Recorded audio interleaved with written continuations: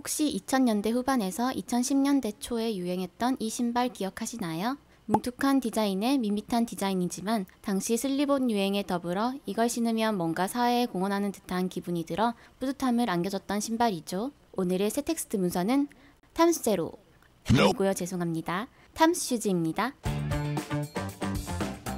탐스슈즈는 미국 캘리포니아에 본사를 둔 미국 신발 브랜드입니다. 창업자 블레이크 마이코스키는 대학 시절 테니스 선수를 꿈꾸던 학생이었어요. 하지만 대학 1학년 때 부상으로 그 꿈을 접게 되죠. 일반인이었으면 좌절했겠지만 그는 아니었습니다. 부상 직후 그는 대학 캠퍼스 내에서 세탁 서비스 사업을 시작하며 학생들의 빨래를 대신하고 배달해주는 서비스를 만들게 되죠.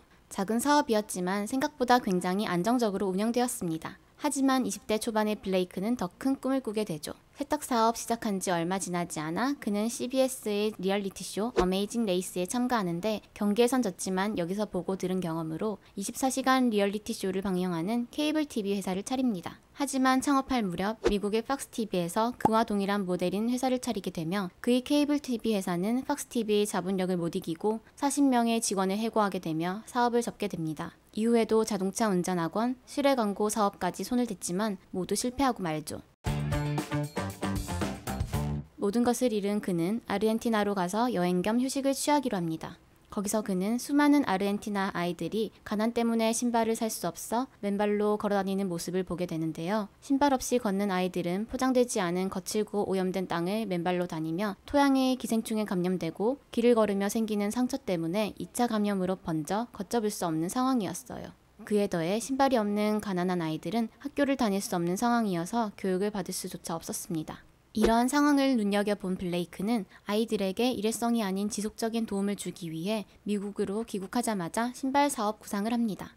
그는 로고 디자인을 아르헨티나 국기에서 따오고 신발 디자인은 아르헨티나 전통 신발인 알파르가타에서 따오는데요. 참고로 이 알파르가타는 지금의 탐스슈즈의 대표 모델이 되죠. 내일을 위한 신발이라는 슬로건과 함께 2006년 6월 탐스슈즈가 탄생합니다. 블레이크는 원 for one이라는 이념을 내세우며 소비자가 탐스슈즈 한 켤레를 구매하면 빈민국가에 탐스슈즈 한 켤레를 기부하는 사업 구조로 갑니다.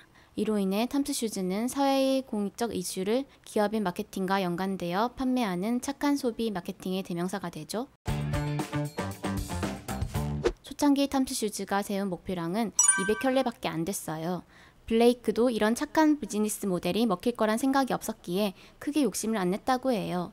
그래서 따로 광고엔 마케팅 비용을 지불하지 않았다고 합니다. 그럼에도 불구하고 다양한 디자인과 괜찮은 착화감, 그리고 기부에 대한 블레이크의 선한 영향력은 사람들의 마음을 흔들기 충분했기에 폭발적인 성장을 하죠. 2006년에는 10,000켤레, 2009년은 400,000여 켤레, 2010년 4월엔 600,000여 켤레, 그리고 2010년 9월엔 100만 켤레의 신발을 맨발의 아이들에게 기부합니다. 참고로 이 시기에 기부한 신발의 70%가 우리나라 소비자 덕이라고 합니다. 우리는 또 이런 거 못 참죠. 특히 창업 1년 만에 스칼렛 요한슨, 키이라 나이틀리 등 당시 할리우드 슈퍼스타들이 탐스슈즈를 신는 모습들이 파파라치들에게 찍혀 공개되면서 탐스슈즈의 브랜드 스토리는 더욱 인기 폭발합니다. 지금이야 비슷한 사례들이 많지만 당시엔 소비자들이 SNS를 통해 착한 기업을 직접 나서서 홍보함으로써 자신의 정체성을 표출하는 몇 안 되는 사례로 꼽혔죠.